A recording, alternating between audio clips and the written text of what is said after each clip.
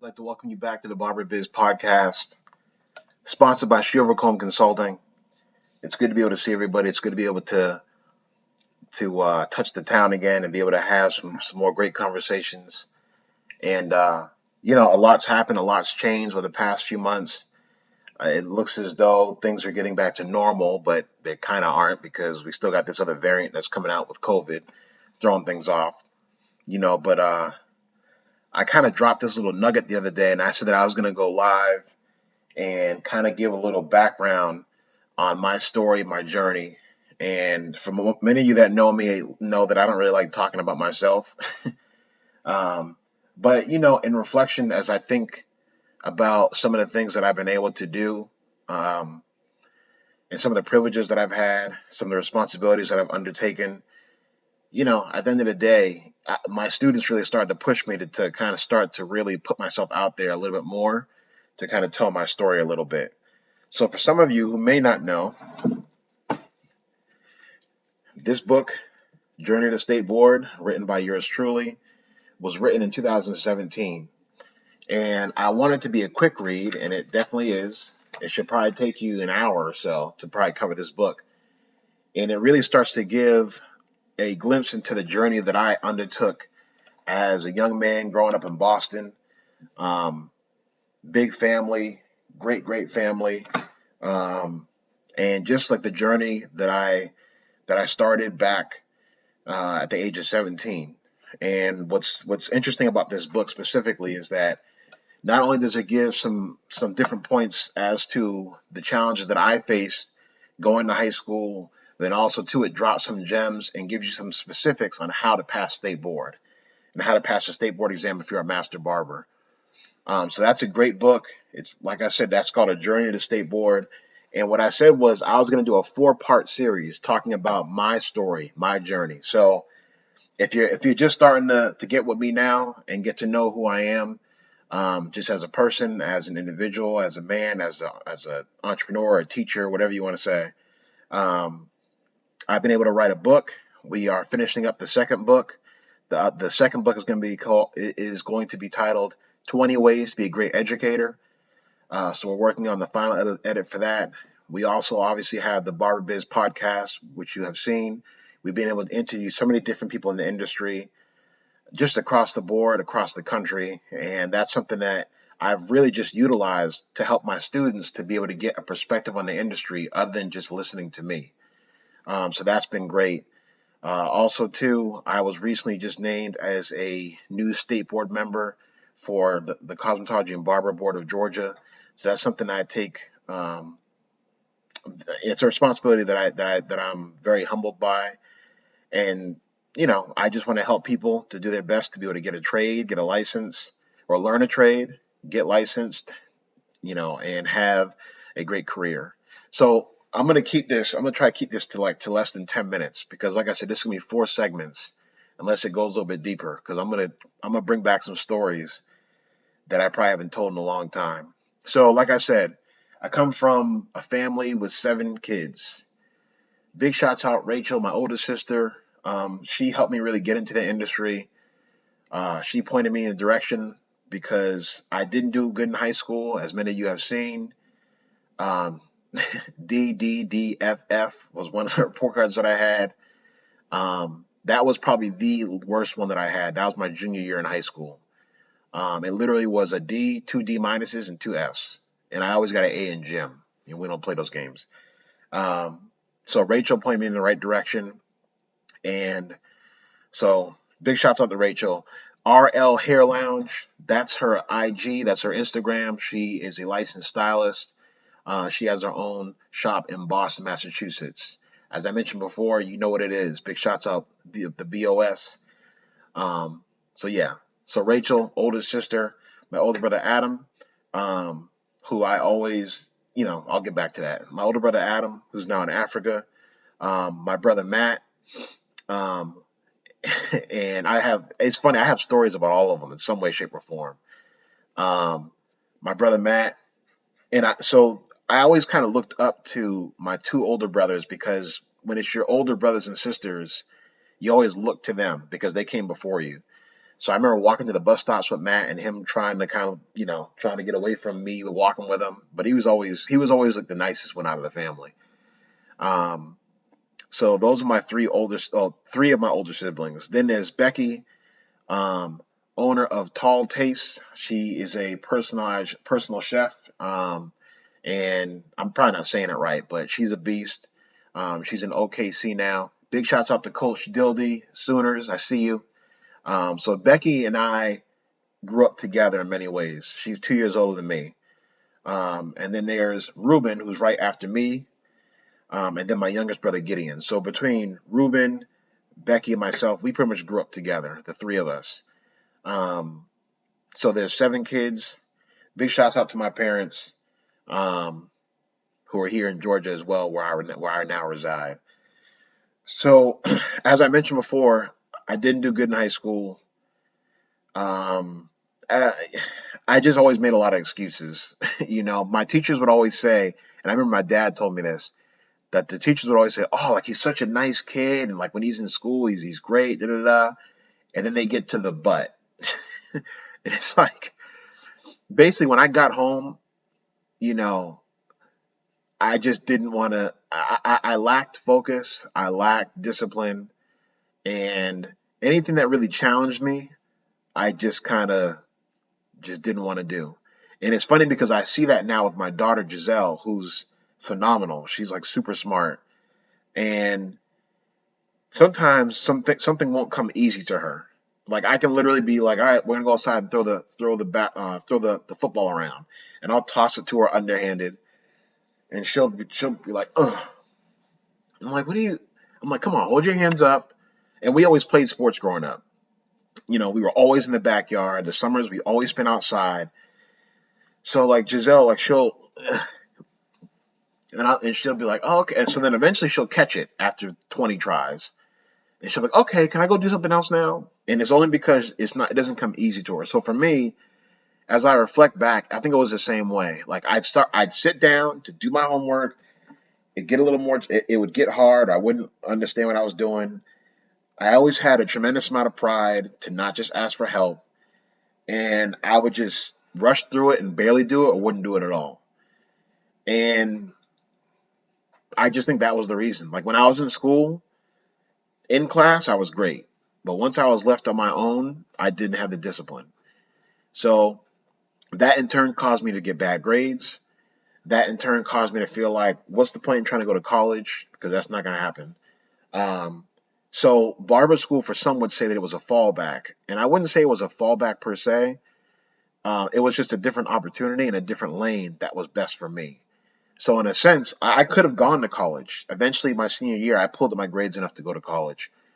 But it was really, Rachel telling me that, you can really, she said you're good with people and you can converse with people and, why not learn a trade and do something where you can like, where you can get right to work.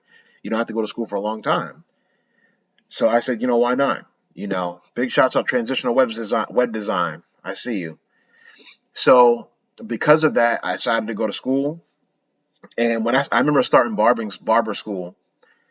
So when I graduated high school, 2001, uh, I remember getting my graduation gifts, and the most crisp gift that I got was a Palm Pilot. Now I don't know if anybody remembers those, but the Palm Pilot was like it was almost like having your cell phone. It was like having an organizer or a planner in your hand, and you had the little stylus, and you can put in appointments. And back then they were like super expensive. And I remember my brother Matt got me one as a graduation gift, and he said, "Yeah, you can put your appointments in, yada yada yada." So I had this super super super, I had this super super crisp Palm Pilot, right? And now I'm in barber school. So the crazy part about it, Jeffers, I see you. So I have this Palm Pilot, and it's crazy because, you know, I'm in barber school, so I don't have any appointments. Like, I don't have clients yet. What's good, Jeffers? I don't have clients yet, but I'm trying to use this Palm Pilot like I'm doing something. So I start barber school. I don't have any clients. I don't have a schedule. I don't have a life. So it's like, besides just going to school. So I have this expensive Palm Pilot, and I'm starting barber college. And I remember just getting my first kit. The bag was crisp. Now I went to school, Massachusetts School of Barbering. That's where I went in Quincy. Big shouts out to Al. I see you. I got a chance to go visit the school maybe a year and a half ago. So that was great to go see them. So I get my first kit, and I'll fast forward a little bit. I'm starting school, and I remember the first thing that we always wanted to do was do our first fade, because everybody was always worried about, yeah, but can you get the line out? So everybody, eventually you were able to cut even all overs.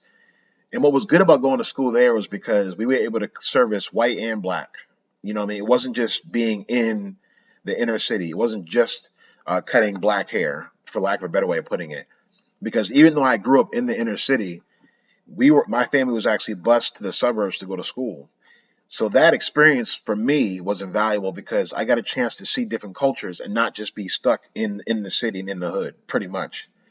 So when I went to barber school, that environment wasn't new for me. So fast forward, so I'm doing my first. So I remember I get my first fade. All right. Now, mind you, I've already cut, a bunch of people already. I know how to do even all overs. And I remember like watching different people do a fade, and it would always be like, you'd always be in the corner and be like, yeah, is he gonna get that line out though? Like, yeah, is he gonna get that line out though? You see that line? Because that's what we always would say. Because it's all you can make the level, but can you get the line out? So I get my first fade, and it was a guy who had a bunch of hair in his head, right? So I start, taking up the first line and start like making my bottom level. And so I get around to one side, I get around to the other, I get to the back, I start getting around to the other side, and I'm just cutting. Now, mind you, I'm feeling confident, and people are kind of walking by looking, they see what I'm doing. But I remember I get to like the left hand side, and I remember just like cutting, and it's like, and I remember just like my clipper going up and kind of stopping. And I'm like, what the? So I start going around his ear, and then I cut the hair above the ear. So the hair's gone, and all of a sudden I look and I see like a drip of blood coming down right here. And I'm like, oh.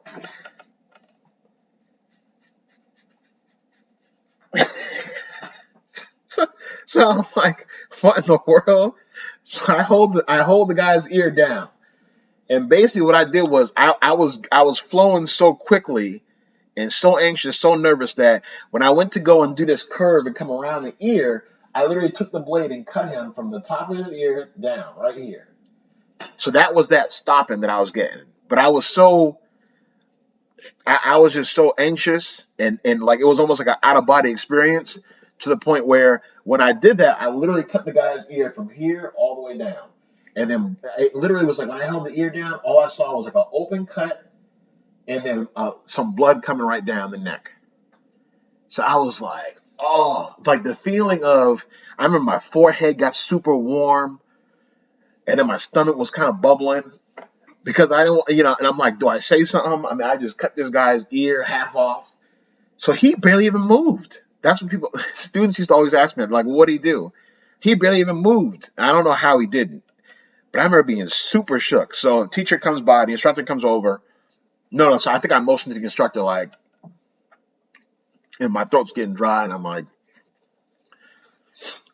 you know, the instructor comes over, he looks, and the instructor, which was crisp, he just calmly was like, told the client, hey, look, just let you know, he kind of got you a little bit behind the ear, but you're good though. Like he can finish the cut, but we're gonna put something on it, keep, get you going. And the guy was a young dude, and he was like super cool about it. I was fortunate. He was like, oh, that's fine, it's fine. I kind of felt something, but I'm good. Now, by this point, there's like 4 or 5 of the students like looking because they see what happened. So that made me even more anxious. Make a long story short, I ended up finishing the haircut. I was I was honestly out of the zone by that point. Once I saw this happen, and I knew that I messed up that bad, that I saw blood on somebody's neck, man, I was out of it. Like I didn't care how sharp the line was, how good the blend was. I finished the cut. The instructor helped me finish the cut, yada yada. But it was never, it just really took me out of my zone. It took me out of that vibe, and it really drained my confidence. So I remember that being my first fade. I remember being in barber school and just having a lot of time in my hands because, when you weren't when you weren't servicing a client, we were just chilling.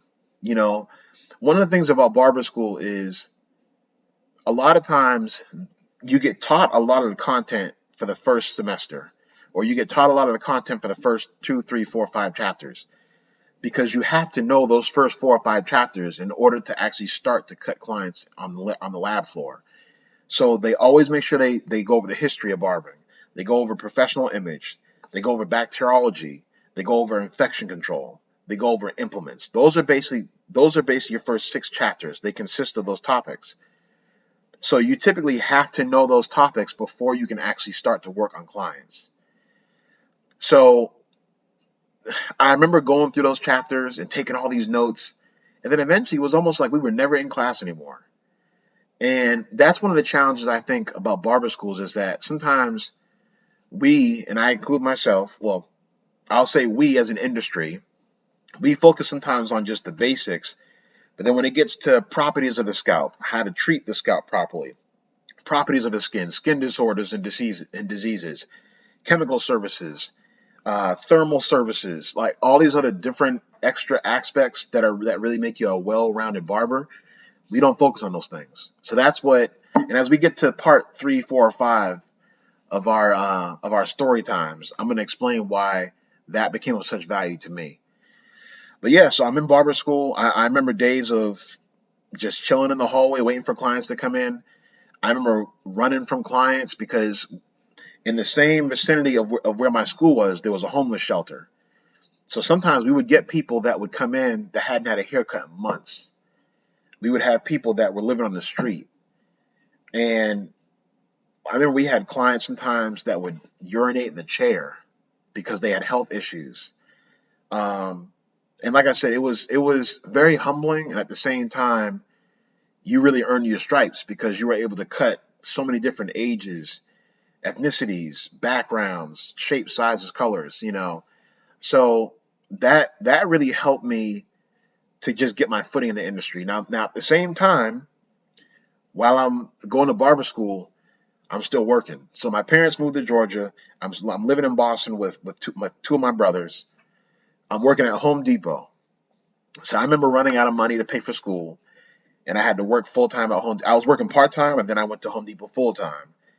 And then I remember asking my parents for money so I can get back into school. So I got back into school, still working at Home Depot. And I remember taking the bus, 30-minute ride out to Home Depot, 30-minute ride back home, 30-minute ride to barber school, then a 10-minute ride to Home Depot, then the 30-minute ride back home. That was just, and I'm not complaining. I mean, that wasn't a big deal because in the Northeast, you're used to riding the train or being on the bus. But it was definitely a grind. And that was the first time that I kind of was starting to question, like, do I really want to do this?